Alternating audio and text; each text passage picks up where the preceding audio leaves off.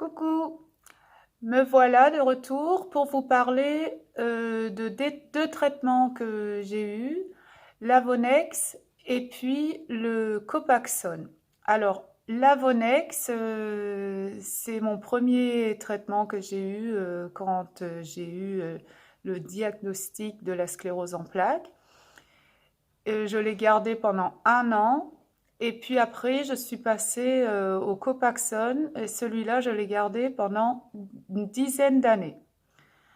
Donc, je vais vous raconter un petit peu comment ça s'est passé. Donc, euh, un des premiers rendez-vous avec le neurologue, puisque c'était le début de ma maladie, il me dit, bon voilà, j'ai deux traitements à vous proposer.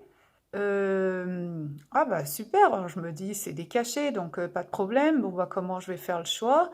Alors il me dit non, c'est pas des cachets, ce sont des injections. Alors moi, injection, purée, c'est pas trop mon truc là. Bon j'ai essayé de négocier, mais il y avait rien à faire. Bon, bref, donc j'avais au choix faire une injection par semaine ou une tous les jours. Donc, bah moi, je vais prendre le moins souvent, hein, évidemment. Donc, j'ai choisi de prendre l'Avonex. Alors, l'Avonex, du coup, je repars avec l'ordonnance pour une infirmière qui vienne à la maison et elle m'a appris à me piquer en intramusculaire. Donc on a choisi donc de faire dans la cuisse, je sais pas où est-ce que vous vous piquez vous. Donc dans la cuisse, elle me disait de laisser en fait à peu près de compter à peu près 10 centimètres à partir du genou et de piquer dans les 10 centimètres au-dessus après, pour taper exactement dans le muscle.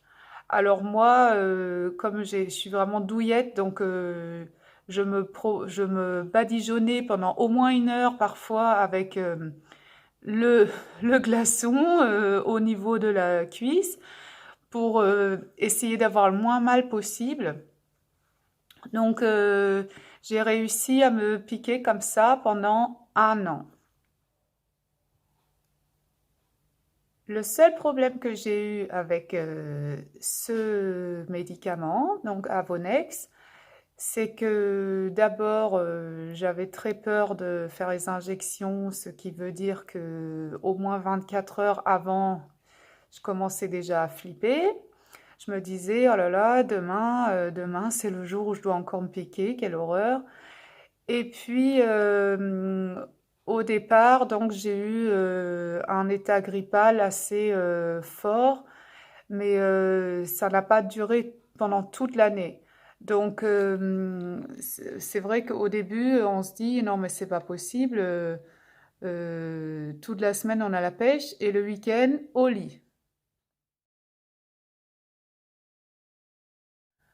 Alors, donc du coup, je pense à tous ceux qui se font les injections d'Obagio. Je suis de tout cœur avec vous, franchement, vous êtes vraiment des warriors. Euh, Moi, j'ai pas pu continuer, c'était vraiment trop difficile pour moi.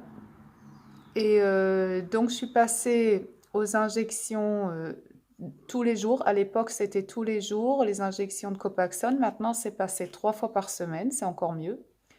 Donc, du coup, on passe à une mini aiguille comme ça. Elle fait pas mal du tout. Euh, on sent rien pendant l'injection. Au départ, j'ai eu un petit peu d'état grippal après les injections, mais ça n'a pas duré. Donc, ne désespérez pas si vous venez de commencer avec ce traitement. Je l'ai gardé très longtemps, une bonne dizaine d'années. Euh, j'ai eu des grossesses pendant, enfin pas pendant ce temps-là, enfin si pendant ce temps-là, mais pas pendant le traitement, puisque j'ai pu arrêter sans aucun problème ce traitement pour mettre une grossesse en route. et reprendre tout de suite après. Il n'y avait pas de souci. Donc, pour les voyages, c'est pareil, on peut embarquer les seringues avec nous. Elles doivent rester au frais, donc il y a juste à les mettre dans une glacière, c'est pas un problème. Et donc, j'ai réussi à vivre avec ce traitement pendant très longtemps. Ça m'a pas, franchement, au bout d'un moment, ça me dérangeait plus du tout.